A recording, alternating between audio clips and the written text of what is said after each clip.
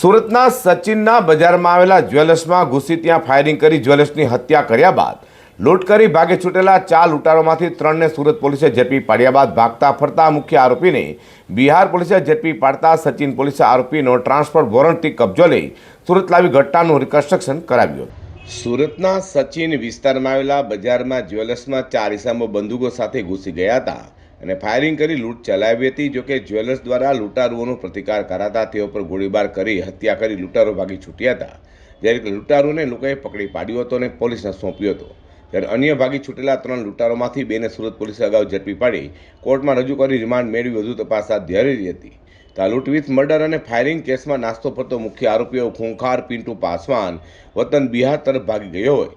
સુરત પોલીસની સતત ભીંસવત્તા અને બિહારના સ્થાનિક પોલીસ તથા બિહાર સ્પેશિયલ ટાસ્ક ફોર્સની ટીમ દ્વારા સતત કરાતી કામગીરી વચ્ચે આર્મ્સ એક્ટમાં આરોપી પિન્ટુ પાસવાનની ધરપકડ કરાઈ હતી.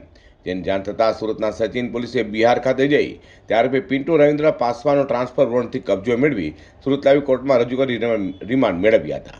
તો રિમાન્ડ દરમિયાન સચિન પોલીસ આરોપીને ઘટના સ્થળે લઈ ગઈ હતી અને ત્યાં ઘટનાનું રિકન્સ્ટ્રક્શન કરાવ્યું હતું. સચિન પોલીસ સ્ટેશન ની અંદરમાં એક લૂંટ વિથ મર્ડરનો જે બનાવ બનેલો હતો.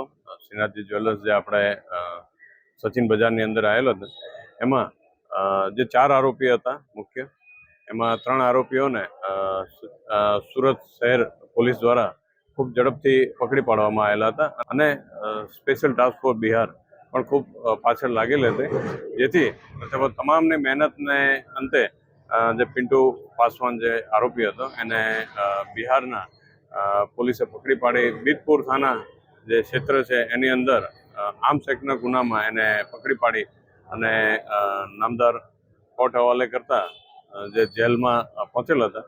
તો જે સચિન પોલીસ સ્ટેશનને માહિતી મળતા તેના વોરંટ આધારે એનો કબજો લેવામાં આવેલો છે. સુરતના સચિન જેવા વિસ્તારમાં ભીડભાડ વચ્ચે લૂંટની ઘટનાને અંજામ અપાયો હોય સમગ્ર શહેર સાથે રાજ્યભરમાં ઘટના લઈને ચકચાર મચી જવા પામી હતી. ત્યારે હાલ મુખ્ય સૂત્રધારને પોલીસે ઝડપી પાડી તેની સઘન પૂછપરછ હાથ ધરી છે.